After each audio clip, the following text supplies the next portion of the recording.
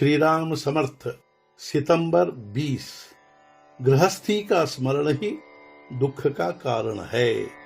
हम राम से केवल यही मांगे, हे राम, यह सारा संसार तुम्हारी इच्छा से चल रहा है, उसका मैं एक पामर तुम्हारे लिए भारी कैसे हो गया। तरह तरह के बड़े बड़े और अनेक अपराध हो जाने पर भी तुम तो माता की तरह क्षमा करते हो। जो भी हो, जो माँ की शरण जाता है उसे मरण नहीं दिया जाता, ऐसा आज तक सुना है। तो हे रघुवीर, तुम मुझ पर कृपा करो। राम दाता है यह जानकर तुम्हारे द्वार पर आया हूँ। तो अब राम, तुम मुझे बहुत कसो मत। तुम्हारे बिना यह संसार अब मुझे शून्य अर्थात तो व्यर्थ लगता है। मैंने जहां जहां भी लोभ किया वह सब दुखदायक हुआ। अब राम, मैं कहां कहां जाऊं, तुम्हें छोड़कर कहां रहूं। मैं ऐसा स्थान कहां पाऊंगा जहां मुझे संतोष प्राप्त होगा। तो अब भाव हो या न हो, हे राम, अब तो मैं तुम्हारा ही हो गया हूं। अब कैसा भी करो, अब तो मैं तुम्हारे दरवाजे पर पड़ा हूं।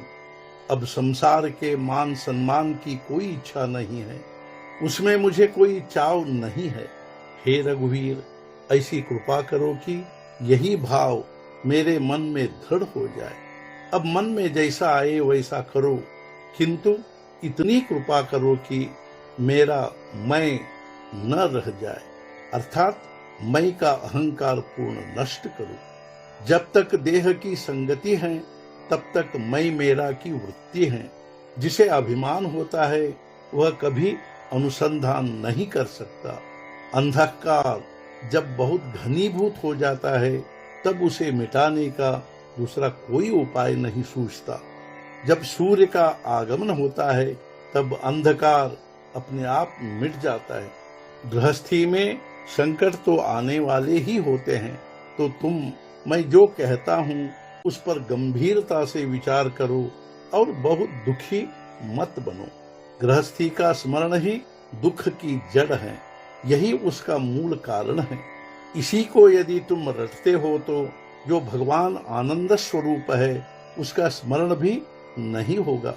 सुख दुख की उत्पत्ति अपनेपन में ही है। स्वार्थ का मतलब ही है अपनापन। इसलिए मैं का ममत्व ही दुख का कारण है। हम मेरा मेरा करके बरतते रहें तो हम सुख दुख चिंता शोक आदि के धनी बनना पड़ेगा। ऐसा हो ऐसा न हो, इसका कैसे होगा उसका कैसे होगा, यह जो चित्त की अस्वस्थता है यही चिंता है। सुख दुख के कारण ही चित्त की स्थिरता नहीं रहती, किंतु वास्तव में स्थिरता ही चित्त की सच्ची अवस्था है। सुख दुख हमारी परिस्थिति पर निर्भर नहीं होता, वह तो हमारे भान पर, मन की शक्ति पर निर्भर होता है। जिसे किसी एक बात में सुख लगता है वही बात दूसरे के लिए दुखदायक होती है। दुख का मूल कारण यह है कि हम संसार को ही सत्य मान बैठे हैं। हमने फल की आशा कर अपार कष्ट किए, लेकिन फल तो प्राप्त हुआ ही नहीं, उल्टे वह दुख का कारण हुआ। हमारा चित्त विषयाधीन होने के कारण ही दुख हुआ है, दुख का और दूसरा कारण नहीं है। बीती हुई बातों का स्मरण, आगे होने वाली बातों का चिंतन, यही दुख के सच्चे कारण है। इसके लिए एकमात्र उपाय है भगवान का अखंड अनुसंधान।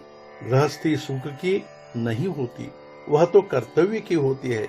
अतः चित्त में वृत्ति स्थिर करके रघुवीर का भजन करना चाहिए। आज का मुख्य विचार, हे राम, सुख दुख दोनों तुम्हें अर्पण किए हैं। अब तो तुम्हें जो मंजूर है वही करो, सिवाय इसके मेरी कोई अभिलाषा नहीं है। सद्गुरुनाथ महाराज की जय। जय जय रघुवीर समर्थ।